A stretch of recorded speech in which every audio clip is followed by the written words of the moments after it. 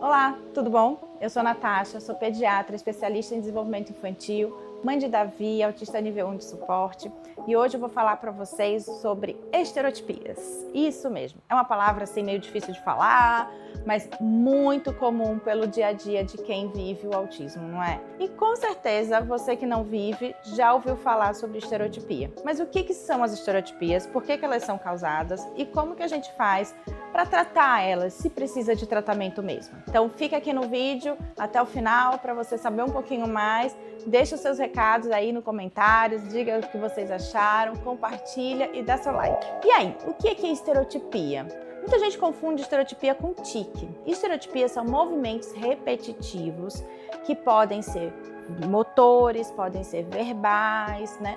Podem ser às vezes um comportamento discreto, mas que ele é repetitivo, e eles estão relacionados à autorregulação e autoprazer. A estereotipia, ela é causada por uma necessidade de regulação sensorial e de prazer. Ela é um autorreforçador. Então, o autista, especificamente no autismo, ele faz a estereotipia como forma de regular o organismo dele, o corpo dele, quando ele está estressado, quando ele está exausto, cansado, quando está numa situação desconfortável, como também em momentos de tédio, às vezes, onde ele necessita fazer aquele movimento do corpo para ter prazer, para ter reforço positivo. É um reforço positivo para ele. Ele acaba fazendo isso e sentindo-se bem. E aí ele vai fazendo cada vez mais porque aquilo lá faz bem para ele. Então a estereotipia, ela tem essa causa de ser autorregulatória, né?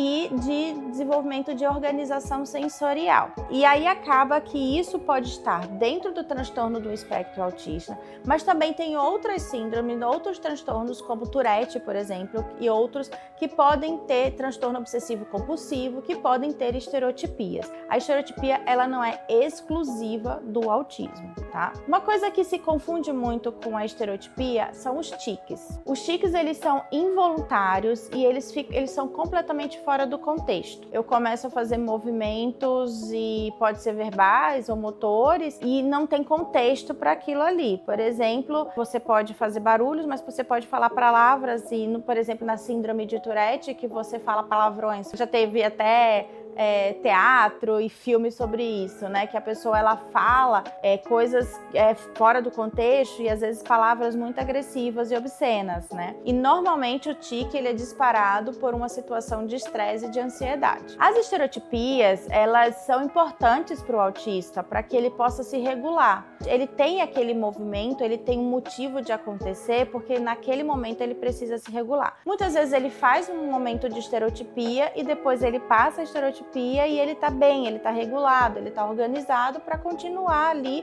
aquela situação que ele tá vivendo. Agora, existem situações onde a estereotipia, ela pode causar alteração da qualidade de vida dessa criança, desse adulto, ou impedir que ele tenha aprendizado de outras coisas, impedir que ele faça outras coisas. Então, quando a estereotipia se torna muito intensa e muito frequente no dia a dia da criança, que a maior parte do tempo ele passa fazendo estereotipia e ele não consegue sair da estereotipia para fazer outras coisas importantes para ele, aí sim a estereotipia é um problema e aí a gente precisa intervir nesse comportamento. E como é que eu vou intervir no comportamento da estereotipia? Eu vou segurar? Eu vou apertar? Eu vou segurar a mão dele? Eu vou pedir para ele ficar quieto? Não.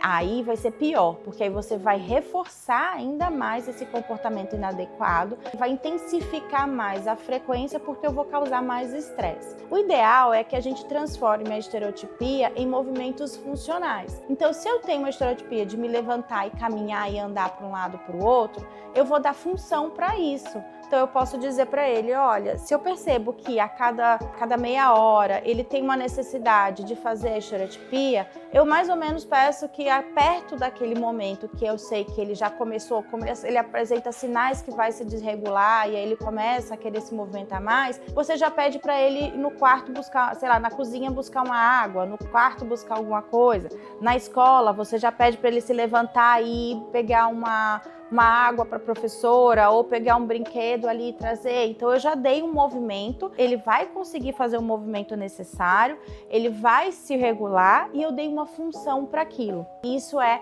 quando a gente dá função para essas estereotipias da criança autista, né? Outra situação, quando o paciente faz muito flapping. Então existe o flapping, existe o contar dedos, o rocking, que é o balançar, né? Existe um rodar, existe as falas. Então tem alguns que fazem estereotipias de falas, né? Ficam falando coisas repetitivas. O que eu posso fazer? Dependendo da estereotipia, vamos dizer que eu tô fazendo flapping, eu posso pedir para ele, em vez de segurar a mão dele, eu vou pedir para ele, por exemplo, montar um quebra-cabeça comigo, ou dar para ele segurar alguma coisa, ou pedir para ele pegar a peça do quebra-cabeça e encaixar. O ideal é, para eu tirar aquele paciente da estereotipia, o ideal é eu desviar o foco, desviar o olhar dele, fazer um foco em outra coisa que ele gosta. Então, se ele gosta de passarinhos, eu vou pegar e vou mostrar um passarinho para ele, uma foto de passarinho, ou mostrar o passarinho no céu, enfim, ou trazer uma história de passarinho, um livrinho de passarinho e pedir para ele me apontar os passarinhos. Para eu tirar o paciente da estereotipia, para eu tirar a criança da estereotipia, eu tenho que desviar o foco dela daquele lugar. Lembrando que a estereotipia não é só autorregulação, ela é autoprazer também. Então ela gera um prazer muito grande. Então eu preciso criar formas e maneiras de reforçar essa criança e causar esse prazer nela que não seja usando a estereotipia, que não seja usando aquele movimento. Existem estereotipias que são ruins, que são como agressão. Então, às vezes elas se machucam, batem a cabeça na parede, puxam cabelo, ou às vezes podem machucar batendo em alguma coisa. Então, é importante que a gente entenda o comportamento, o que está causando aquela estereotipia. Então, se tem, às vezes, um gatilho, por exemplo, frequente em casa ou na escola, que é alguma coisa que tem gatilhado aquele paciente desenvolver. Então, eu preciso saber qual é essa coisa ansiogênica para esse paciente, desconfortável, para que eu tire isso do ambiente que ele está e que ele possa, com isso, não ter o desconforto e não entrar numa estereotipia. Principalmente quando são essas estereotipias que se machucam, né?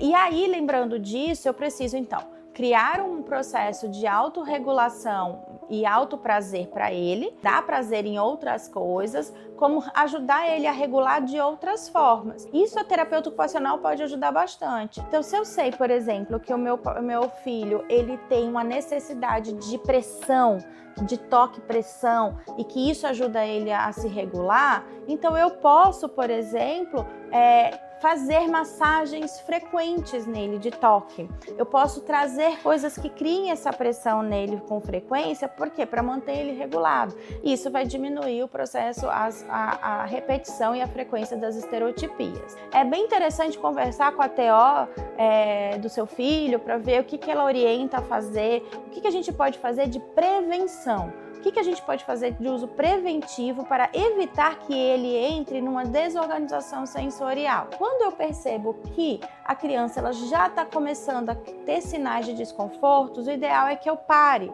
Eu olhe essa criança e já dê alguma função para ela. Seja ela rodar, seja ela movimentar os braços. Então, se ela tem, por exemplo, o flapping como uma estereotipia frequente, então vamos brincar. Vamos cantar uma canção onde a gente movimenta os braços, onde a gente bate as mãos. E aí você está trazendo o quê? Uma forma funcional dele regular, dele organizar. Por que é importante a gente trazer esse processo de regulação de outras formas além da estereotipia? Por causa da inclusão social. Eu preciso incluir essa criança dentro do ambiente social. E dentro do ambiente social, nem sempre, a depender da estereotipia, ela vai ser possível de ser feita. Vou dar um exemplo.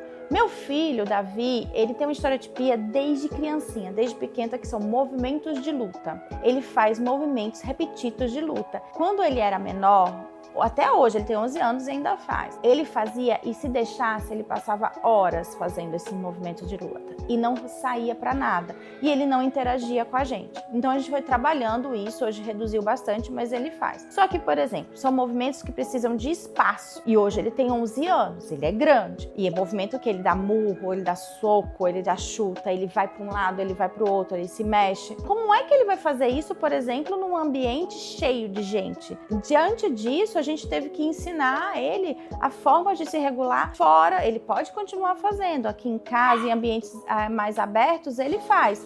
Mas quando eu preciso levar para situações mais apertadas, onde ele não pode fazer, porque o ambiente não permite, ele precisa aprender a se regular de outras formas. Então a gente teve que, ao longo do tempo, ensinar isso para ele. À medida que ele foi aprendendo, assim, entendendo melhor sobre o autismo dele e tudo mais, eu fui dizendo, olha, Davi, aqui não dá para você fazer isso. Você pode fazer, vamos arranjar um outro espaço para você fazer, se você precisar, mas aqui, nesse lugar, não tem como. O que eu posso fazer para te ajudar? Pode ser de outro jeito? É claro que isso é um aprendizado dia após dia de muita terapia, gente. É o que eu tô explicando para vocês. Nem sempre a estereotipia, ela é possível de ser realizada de uma forma tranquila. E aí a gente tem que arranjar meios para ajudar essa criança a se autorregular, que não seja usando a estereotipia dela. Estereotipias são importantes para o autista, elas servem como uma autorregulação e autoprazer. A gente não deve tirar a estereotipia do autista, tá? Isso não deve ser eliminado. A gente precisa adaptá-la e olhar e analisar comportamento. Esse comportamento está trazendo